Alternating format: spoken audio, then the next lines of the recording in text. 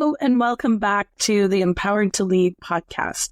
This podcast is for therapists who have started and grown a group practice, which means that you have people who are reporting to you, whether they're renters or employees or contractors. You are responsible for a small business where people work under your umbrella. And before I get started on today's episode, it fits in so well with what we're going to be talking about today. I wanted to let you know that there's a couple of retreats that I am planning for in the next year. And so the first one that I wanted to share with you is in Ottawa, Ontario.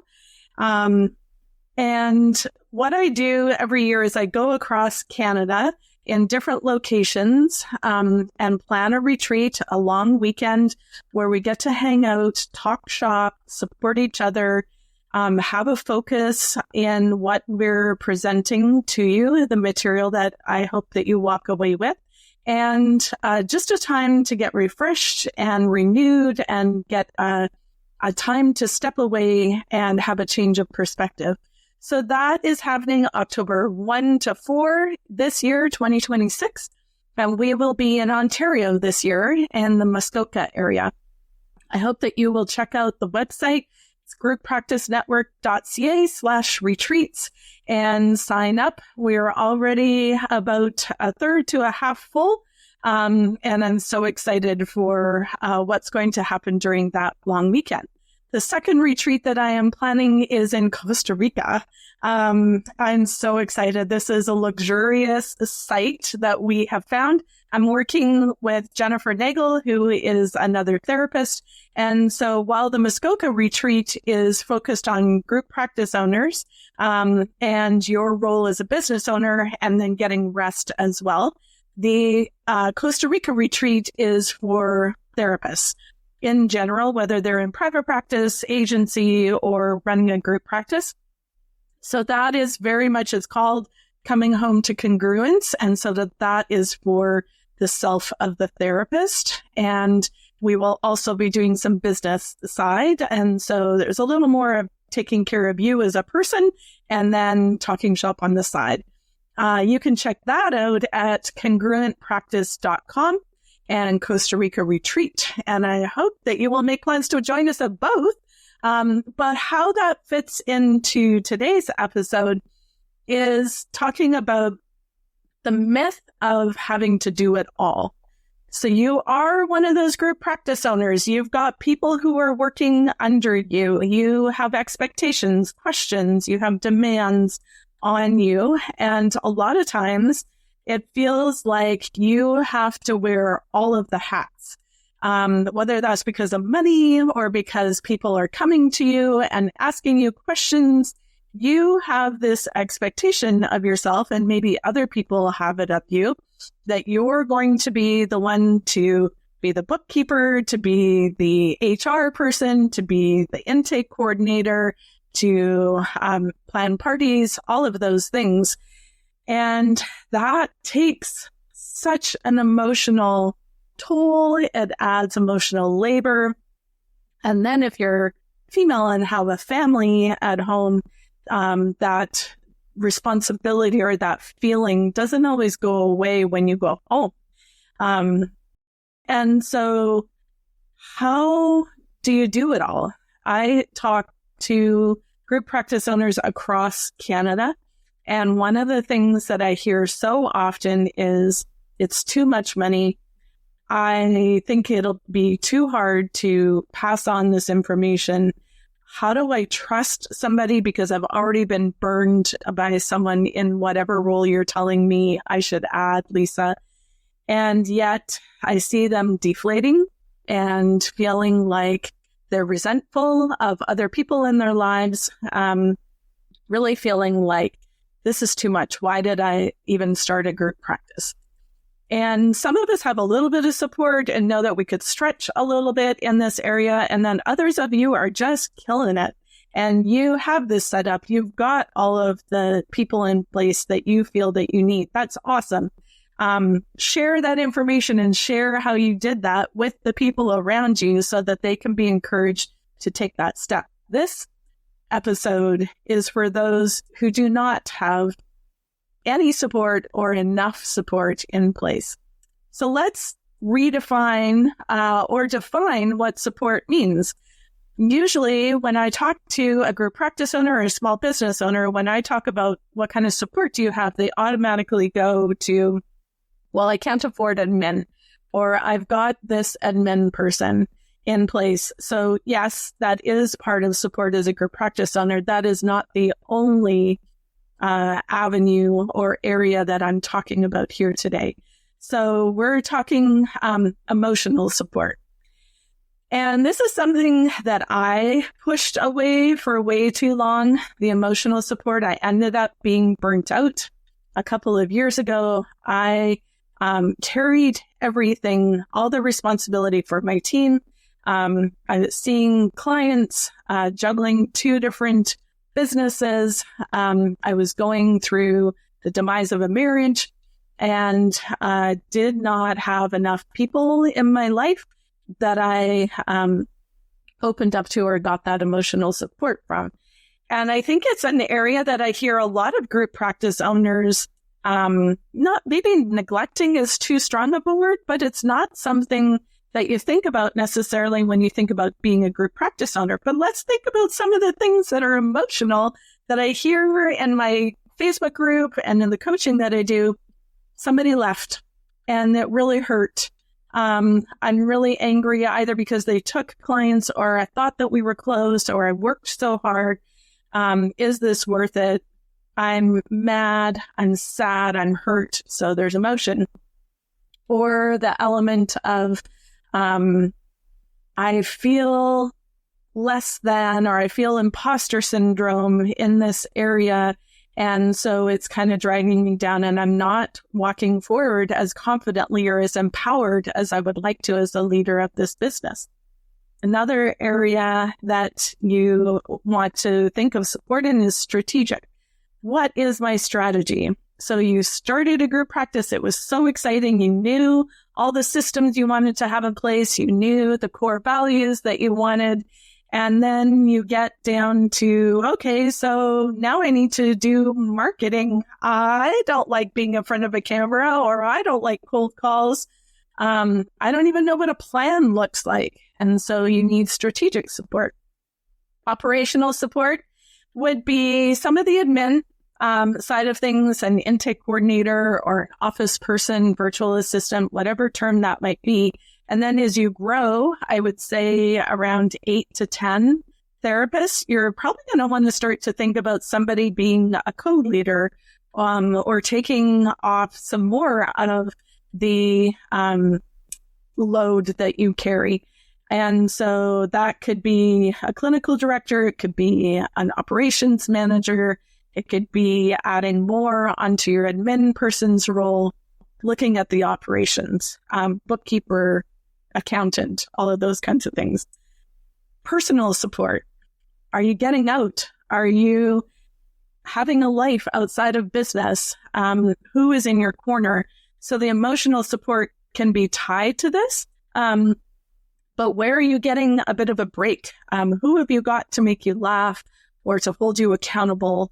And the personal side also goes to who do you have for clinical supervision and who do you have cheering you on, whether it's a coach like me or a mentor that you have in place.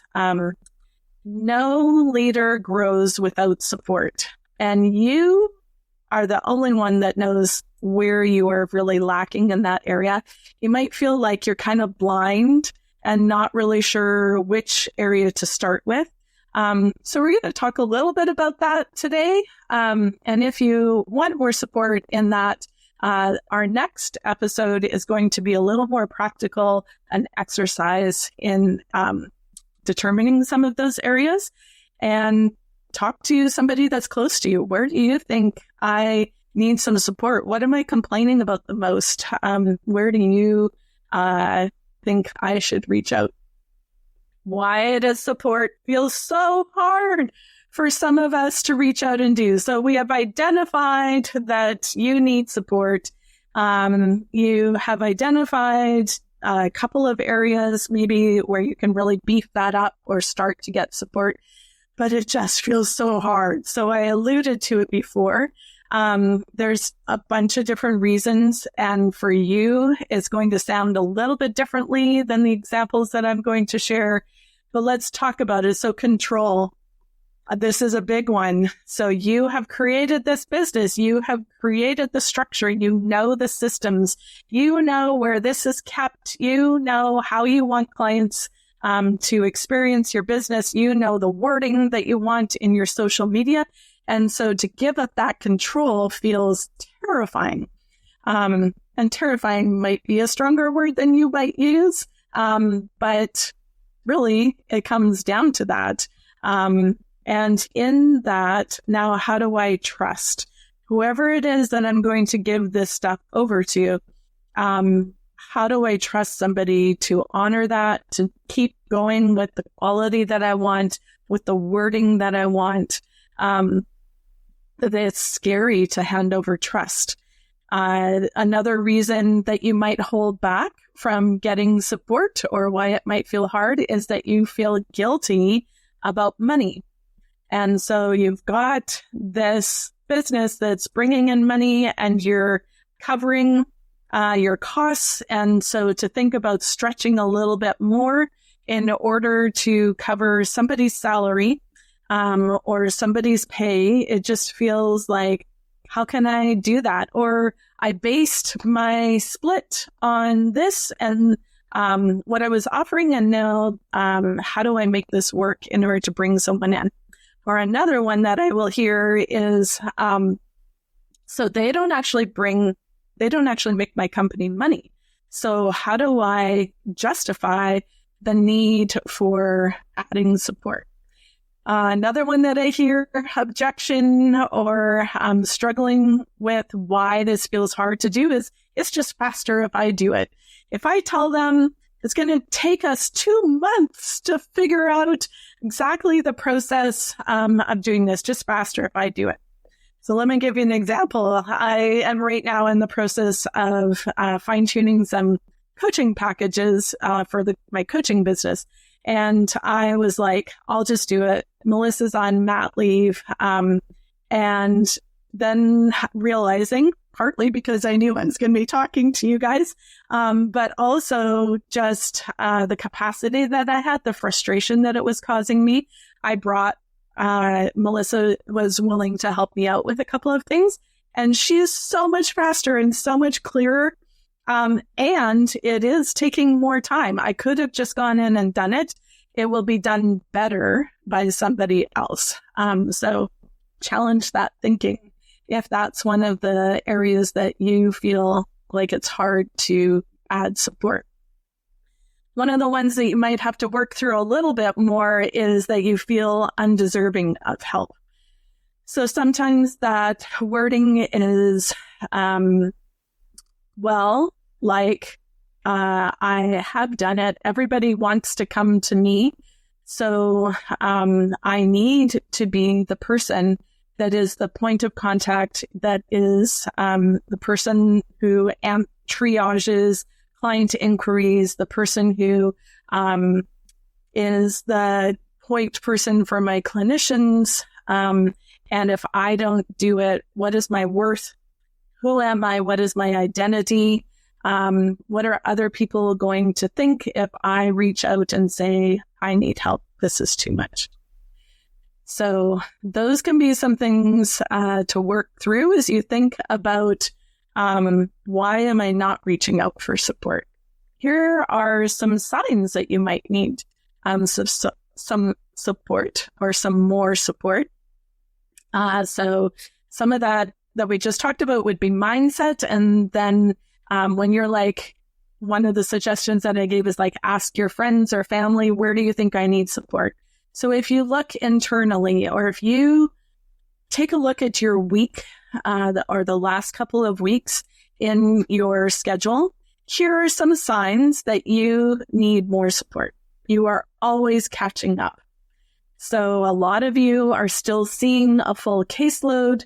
and you're managing client inquiries and you're and. And so you get home at 5 o'clock, at 4 o'clock, at 7 o'clock, whatever time that is. And then you're working at night or you're working on the weekends. There's always this sense of your to-do list is this long and you just are not getting to it. Another sign that you need support, and I've said this a couple of times, is you are the default decision maker. When you are the business owner, you should be working on the business rather than in the business, or working more on the business than you are working in the business. So if you are the default decision maker, you are working in the business and everybody relies on you. That is not your role. That is so hard to come to because you have worked so hard to create this. It has been your identity, your baby, your business, whatever term you want to use it. You have been the decision maker. And so you're continuing to do that even though you've got an established team. And that is a sign that you need some more support. The tasks are piling up. So I referred to this a little bit. You've got a task list this long. And that's, we all have a task list. I don't think we ever completely cross off everything, even when we go on vacation. I don't know about you, but when I go away, it feels like I got through the list that I needed to get through in order to go away, but I know there's a list when I come back. And so you're not just getting through today's list, it's growing and it feels like you're not really able to cross anything off of significance. Another sign that you need more support is you are resentful or you are exhausted. So you pay that contractor and they're making more money than you are. You come home and you are exhausted. You're starting to wonder if this is worth it. You're feeling like you're always pedaling from behind.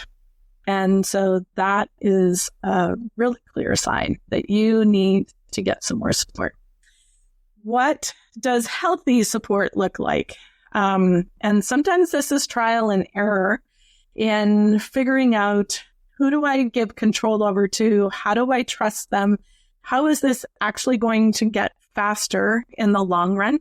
So let's talk about what does healthy support look like? Very clear roles. So a lot of times, so let's stop and slow that down for a second. When I am working with group practice owners who are complaining that the people that they have for support are not keeping up their end of the bargain, a lot of times there are not clear roles. So I bring on an admin or an intake coordinator. Let's use them as an example. I bring on an intake coordinator, and the reason I bring on an intake coordinator is so that they can take this load off my plate. So I'm not working in the business so much, so that they are allocating who's going to work with which client. They're doing some of that follow-up. And I'm looking over their shoulder, or I'm always looking in Jane to see who got a consult. What did that look like? I'm looking at the inquiries to see who did that person or who did my intake coordinator place them with? Or the intake coordinator is now coming to me multiple times a day to ask me, how do I do this? You have not defined your clear roles. You have not allowed them to step into the role that you hope that they do. And a lot of times that's because we haven't said, this is your responsibility. This is how you do it. And I am going to step out and let you do that. Clear communication plays a role with that. So let's stay with the intake coordinator. If I have clear roles, and the job description looks good, the SOPs are there and all of that, but I am frustrated with the way that they're doing it, or I've realized, actually, I really want to tweak this. And so now I'm getting frustrated because they're not doing it the way that I want them to, or I feel out of the loop. So that I hear this a lot too. So as a group practice owner, Now I've handed this over, but I don't know what's going on. And so many of you, and I don't understand this, maybe it's because of me and my love language is quality time or just my age. I remember the first time I had to send an email and rather than go to somebody's desk. Communication is huge. Meetings are important, not meetings just to have a meeting. But if you sit down with people who are under you, who are supporting you, so with your intake coordinator, if you met with them once a week, half an hour, let's say, they knew that they had your time for that half hour, for an hour. They could save their questions for that time. You could talk through some of the areas that they're confused on. You can have that clarity in their rules, and you can find out how they're doing. You can have clear communication. Let's use it as an example, if your bookkeeper is doing a great job, they're balancing the books, but you have no clue what a P&L means or how to read your statement, rather than feeling confused or I'm just going to take it back so that I know what's going on. Communicate clearly. What do I need from you? How do I understand this? How do I set up time so that you can tell me what's going on? Healthy support also looks like you as a leader letting go of perfection. So coming back to that, this is going to take more time than it's worth. How do I trust them? I need to be the person who is making this happen. There's a part of you that needs to let go of perfection. And what happens then as you build that trust, as you communicate, as you have those clear roles, the person that you are giving that trust to starts to learn from you, learn your language. So think of if you use ChatGPT, it does a better job the more you feed it, the more you tell it, what kind of voice do I want? What's my brand? How do I speak? What am I looking for? Who am I as a leader? That wording sucked. Those are things that your people need to know as well. And they start to take that on. They align more with you as you let go of perfection and help them learn. So an example of that for me is with Melissa when we first started. Like in my previous life, I was a secretary, an admin person.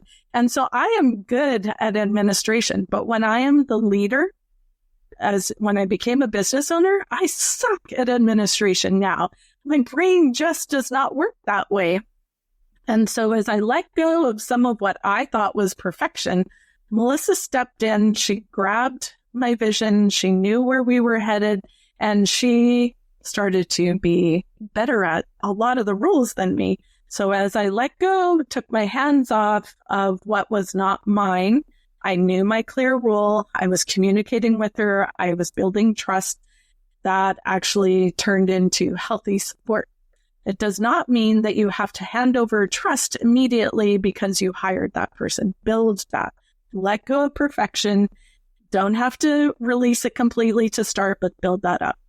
Healthy support also looks like a rhythm that lightens your load. So if we use that example with Melissa, we grew that relationship because the goal was that she would know her role, I would know mine, and I would not have to be working in the business as much as I was. So finding a rhythm with all of these areas of support that you have so that it lightens your load and helps you feel healthier as a leader and as a group practice owner.